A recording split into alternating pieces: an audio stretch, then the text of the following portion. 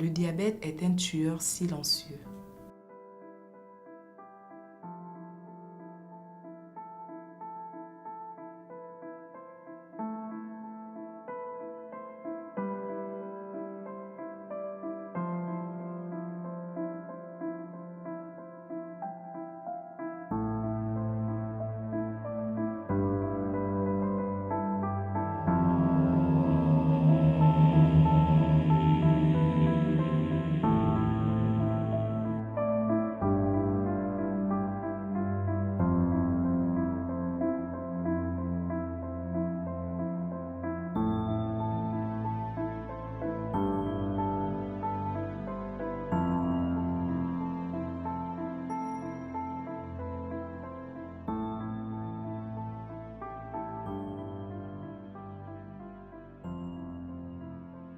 Lorsque nous vivons avec les autres, les parents et les amis, nous tissons des liens qui sont invisibles.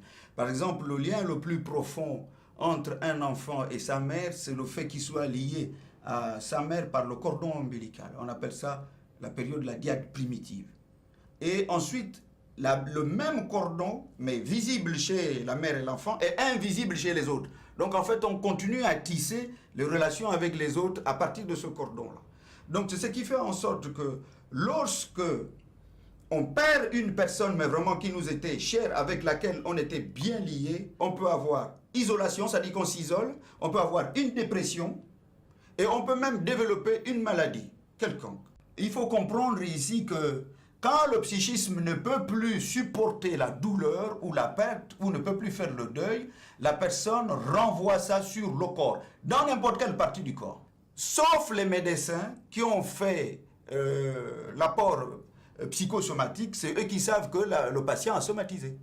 Donc ils ne vont pas seulement se contenter de lui donner les comprimés, mais ils vont dire aussi qu'il faut aller voir un psychologue pour comprendre un peu ce qui se passe dans la tête. Parce que tout se développe dans la tête. Alors pour le commun des mortels, on dira que c'est le taux de sucre qui s'élève. On dira qu'il y a plein de sucre dans votre sang.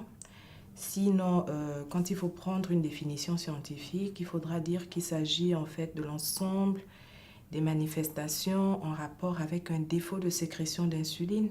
Il faut savoir que c'est notre organisme qui sécrète l'insuline via donc, le pancréas qui est un organe noble parce que c'est le seul organe qui arrive à produire de l'insuline afin donc de pouvoir en fait conduire le glucose qui est la principale source d'énergie des organes donc de notre organisme. Alors, si on devrait choisir un médicament, si on devrait proposer à tout le monde des médicaments, ce serait de leur proposer de l'insuline parce que l'insuline aujourd'hui, elle est un peu plus proche de la vie courante.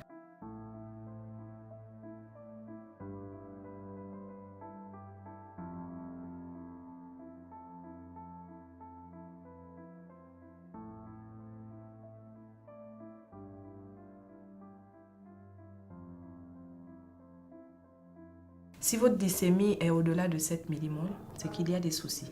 Si votre glycémie est comprise entre 6,10 millimoles et 6,98 millimoles, vous êtes déjà dans une zone rouge. Et dans cette zone, on dira pratiquement dans une zone orange. Donc dans la zone orange, il faut s'arrêter et regarder dans le rétroviseur, se dire tiens, où est-ce que je vais? Avec un peu de chance, avec une éducation, vous pouvez récupérer donc vos glycémies normales. Lorsque vraiment le mécanisme est mis en route, vous tombez dans la zone franche, donc dans la zone d'un diabète. Et donc, au-delà d'un seuil, notamment pour l'OMS qui avait arrêté en fait le seuil à 7 millimoles ou alors 1,26 g, va arriver un certain nombre de complications. Va arriver un certain nombre d'événements, avant même les complications, c'est un certain nombre d'événements, notamment le syndrome polyurique.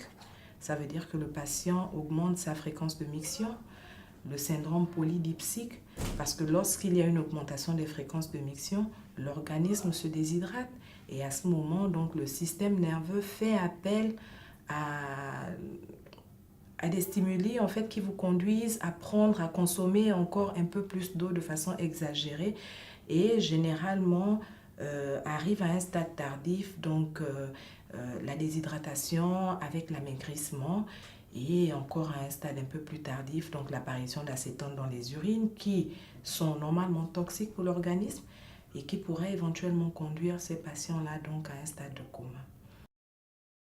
Par rapport à l'atlas de l'IDF qui vient d'être publié, la prévalence du diabète est autour de 8,6%. Donc pour des patients âgés de plus de 18 ans. Mais il ne se passe pas un jour où nous n'avons pas une découverte de diabète. Il faut savoir qu'avant, on avait essentiellement recensé 2 types de diabète parce qu'on appelait cela des diabètes insulinodépendants et des diabètes non insulinodépendants. Mais quand on repart donc sur la physiopathologie en fait du diabète, nous nous rendrons compte qu'actuellement, il a été regroupé 4 types de diabète. Il y a le diabète de type 2, c'est généralement le plus répandu. C'est le diabète qui touche donc des sujets d'âge avancé, notamment donc des jeunes adultes et des sujets âgés. Quoique également dans ce cas de figure, il a été décrit des diabètes de type 2 chez les enfants. Il faut savoir que le diabète de type 2, généralement dans sa physiopathologie, donc dans les mécanismes qui peuvent expliquer cette pathologie, c'est un diabète qui survient généralement dans un contexte d'obésité. C'est un diabète qui survient dans un contexte de sédentarité.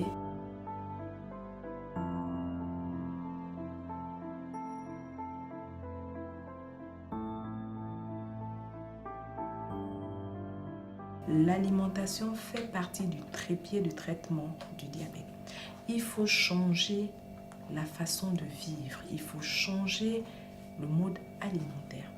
Qu'est-ce que nous mangeons? Qu'est-ce que nous mettons généralement dans nos assiettes?